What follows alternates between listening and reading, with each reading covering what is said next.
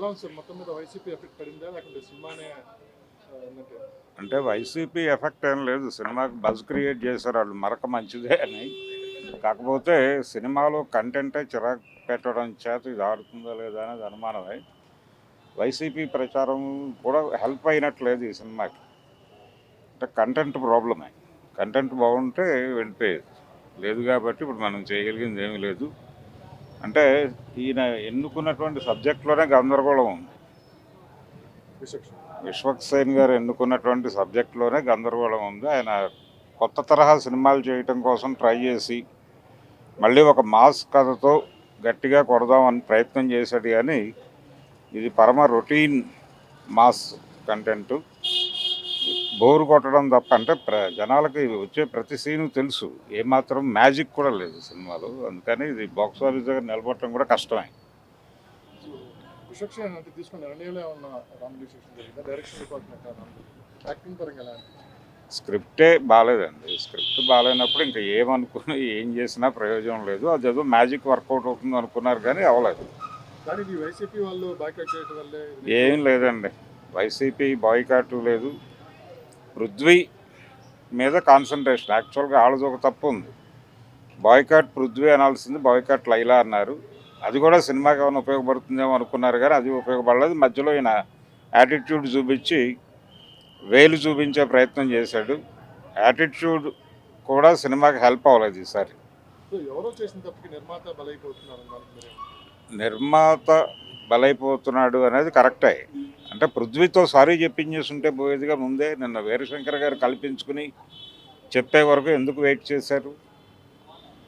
అందుకని వీరశంకర్ కల్పించుకోవటానికంటే ముందే పృథ్వీతో సారీ చెప్పిస్తే బాగుండేది. సో సినిమాలకి రాజకీయాలకి ఈ మధ్య ఎక్కువ కనెక్షన్ అయితే పెరుగుతుంది. దాని ఎఫెక్ట్ సినిమాల మీద కూడా పడుతుంది. సినిమాని కూడా రాజకీయంగా చూస్తున్నారని చెప్పారు.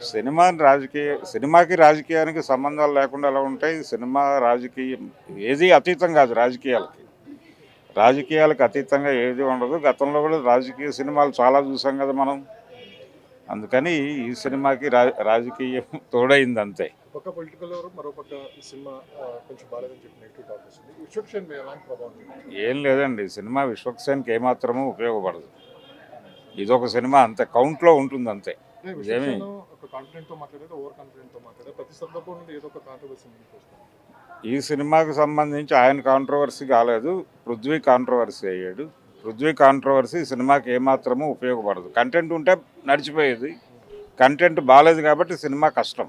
ఎంతోమంది లేడీ గెటప్ వేశారు, చాలా మంది హీరో చిరంజీవి కానీ అంటే ఒక పర్పస్ ఉండి లేడీ గెటప్ వేయటం ఇప్పటిదాకా జరిగింది. దీనిలో ఆ పర్పస్ ప్రాపర్గా రిజిస్టర్ కాలేదు, జనాలకి కన్వే అయ్యే పద్ధతిలో లేదు. వాళ్ళు బాగా ఫీల్ అయ్యారు కానీ మదర్ సెంటిమెంటు ఇతర అంశాలు అనుకున్నారు కానీ అది చిత్రీకరణలో ఆ ప్రాపర్గా రిజిస్టర్ కాలేదు జనాలకి. లేడీ గెటప్లో మెప్పించగలిగారు.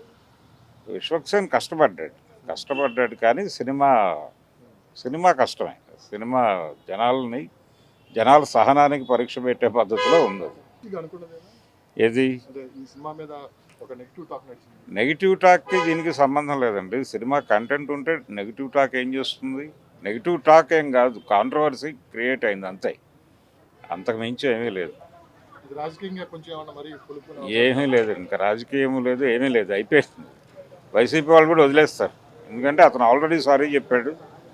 అంటే సారీ చెప్పడం కూడా కొంచెం వెటకారంగా చెప్పాడు, దాని మీద గొడవ అవుతుంది. పృథ్వీని వైసీపీ టార్గెట్ చేసి మరి కొంతకాలం గొడవ చేస్తుంది. ఈ సినిమాకి దానికి ఇంక సంబంధం లేదు, తెగిపోయింది. ఇది కంటెంట్ ఉంటే నడిచేది, లేదంటే దీన్ని పట్టించుకోరు వాళ్ళు కూడా. Thank you sir.